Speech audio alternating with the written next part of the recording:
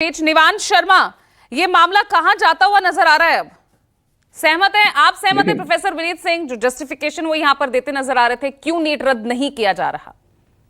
देखिए, सबसे पहले तो जैसे राजीव जी ने बताया कि इतने सारे लाखों बच्चे और उनके परिवार जो है वो इस समय बहुत ज्यादा परेशान है और डिप्रेशन में है। हम उनको ये कहना चाहते हैं कि आप चिंता मत करिए, आपकी की गई मेहनत रंग लाएगी, वेस्ट नहीं जाएगी। तो आप धैर्य रखिए और डिप्रेशन जैसी चीजों पे विचार करने की और सोचने की जरूरत नहीं है, आप हौसला रखिए।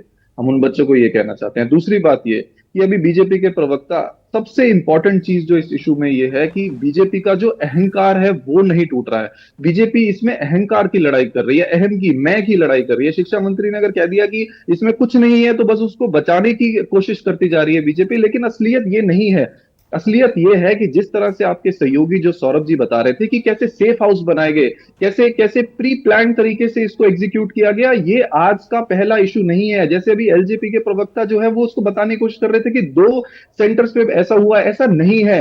आम आदमी पार्टी ने देश में पहली बार इस इशू को उठाया था 2 साल पहले। आप बैक रिकॉर्ड्स में जाके चेक कर सकते हैं। ये सेम तरीका हरियाणा में एक चुनाव में, हरियाणा में एक एग्जाम में अपनाया गया था, जिसमें सीबीआई की जांच हुई, जिसमें बहुत सारी एजेंसीज की जांच हुई, और उन्होंने सेम पैटर्न पाया कि किस तरह से बच्चों को पहले सेफ हाउस में ले जाया जाता है, सेफ हाउस में ले जाकर उनको ट्रेनिंग दी जाती है। और सिर्फ ट्रेनिंग ही नहीं, जो बच्चे उस पेपर मिलने के बाद भी ट्रेनिंग में भी सफल नहीं हो सकते, उनको लगता है उनकी जगह पे दूसरी सप्लीमेंट्री लोगों को भेजा जाता है, उनकी प्रॉक्सी भेजा जाता है। इस लेवल पर यह चल रहा है। केवल एग्जाम ही नहीं, pre exam, exam and post exam, तीनों जगहों पर इसको मैनेज किया जा रहा है। प्री एग्जाम में पेपर लीक होता है, 50 से 60 लाख रुपए लिए जाते हैं। एग्जाम में प्रॉक्सियों के थ्रू एग्जाम दिलाए जाते हैं या बच्चों की मदद की जाती है पास करने में। और पोस्ट एग्जाम में जैसे चेकिंग का सामने आया कि ग्रेस मार्किंग की गई, और इस बात तो हद हो गई।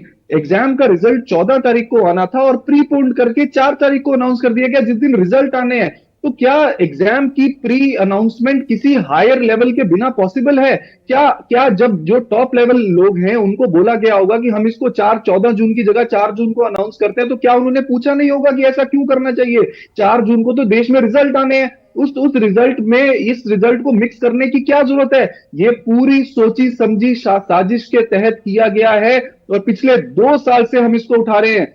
ये केवल और केवल एक एग्जाम की बात नहीं है। देश में 70 ऐसे एग्जाम्स हैं जो हरियाणा, यूपी, गुजरात में सेंटर्ड हैं। ये एसआईटी की जांच बता चुकी है कि ये इंटर स्टेट गैंग है जो बहुत बड़े लेवल पर काम कर रहा है। एक बच्चे से 50 से 60 लाख रुपए लिए जा रहे हैं, तो आप समझिए इसका फाइनेंशियल लेवल और एप्लीकेशन कितनी बड़ी हो सकती है। ये हजारों करोड़ रुपए का स्कैम है।